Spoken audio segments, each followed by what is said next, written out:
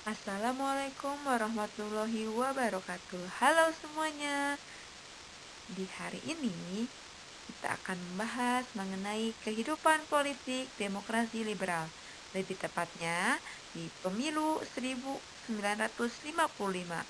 Mari belajar bersama.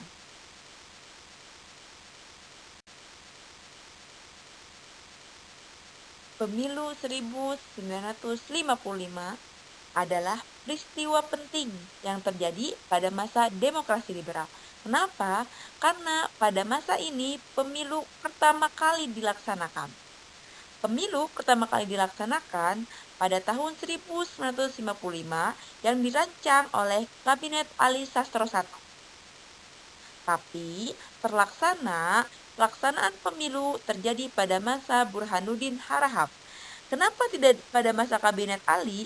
Karena Kabinet Ali mendapatkan mosi tidak percaya dan harus digantikan oleh Burhanuddin Harahap. Pada masa Burhanuddin Harahap, pemilu berhasil dilaksanakan, yaitu memilih dua badan, yaitu badan parlemen dan juga badan konstituante. Pemilu 1955. Pemilu ini dilaksanakan pada masa Kabinet Burhanuddin Harahap. Pelaksanaan pemilu 1955 bertujuan untuk memilih wakil-wakil rakyat yang akan duduk dalam parlemen dan Dewan Konstituante. Nah, apa itu Dewan Konstituante? Dewan Konstituante dibentuk untuk membuat undang-undang dasar yang baru.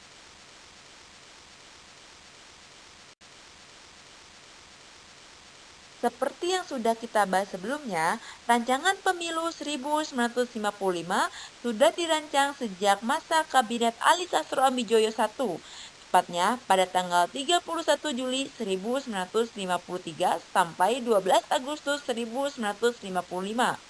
Namun, tidak berhasil dilaksanakan karena Kabinet Ali jatuh karena adanya gerakan separatis dan kegagalan Kabinet Ali dalam masalah Irian Barat.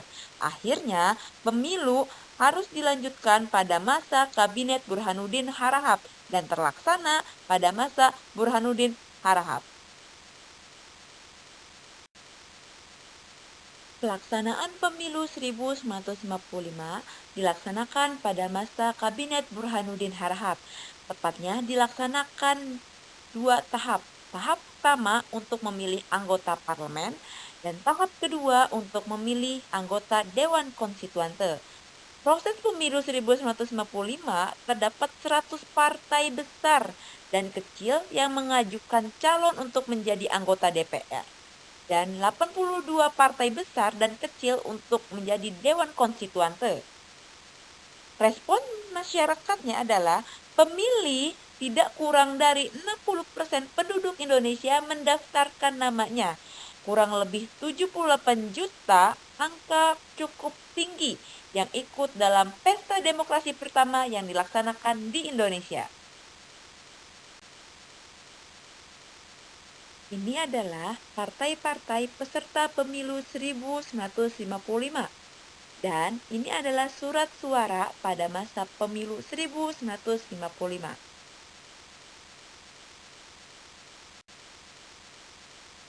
Hasil pemilu 1955, tahap pertama yaitu memilih anggota Dewan Perwakilan Rakyat yang dilaksanakan pada tanggal 29 September 1955. Hasilnya diumumkan pada 1 Maret 1956. Ada 4 partai pemenang pemilu 1945 untuk anggota DPR, yaitu Partai PNI, Masyumi, Nahdlatul Ulama, dan juga PKI. PNI mendapatkan 57 kursi, Masyumi 57 kursi, Nahdlatul Ulama 45 kursi, dan PKI 39 kursi. Pemilu 1955 menghasilkan susunan DPR dengan jumlah anggota sebanyak 250 orang dan dilantik pada 24 Maret 1956 oleh Presiden Soekarno. Hasil pemilu 1955 tahap 2. Tahap 2 memilih Dewan Konstituante. Dewan Konstituante adalah dewan yang bertugas untuk membuat undang-undang dasar yang tetap untuk menggantikan Undang-Undang Dasar sementara 1950 yang digunakan pada masa demokrasi liberal. Dewan Konstituante ini dipilih pada tanggal 15 Desember 1955. Hasilnya adalah 4 partai pemenang pemilu 1945 dalam anggota Dewan Konstituante, yaitu ada PNI, Masyumi, Nahdlatul Ulama, dan PKI. Perolehan kursinya untuk PNI 119 kursi, untuk Masyumi 112 kursi, untuk Nahdlatul Ulama 91 kursi, dan untuk PKI 80 kursi. Berdasarkan hasil pemilihan 15 Desember 1955 dan diumumkan 16 Juli 1956, pemenang pemilihan anggota Dewan Konstituante.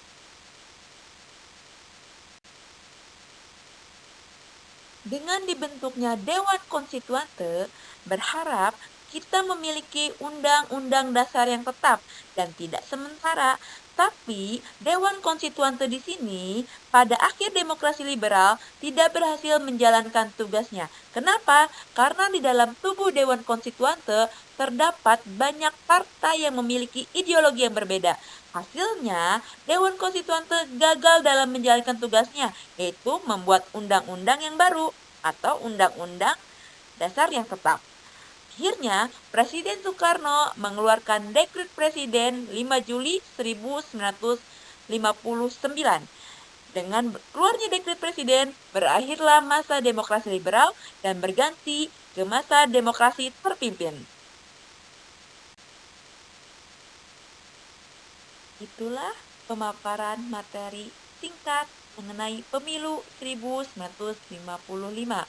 Terima kasih atas perhatiannya. Sampai bertemu kembali. Wassalamualaikum warahmatullahi wabarakatuh. Salam sejarah.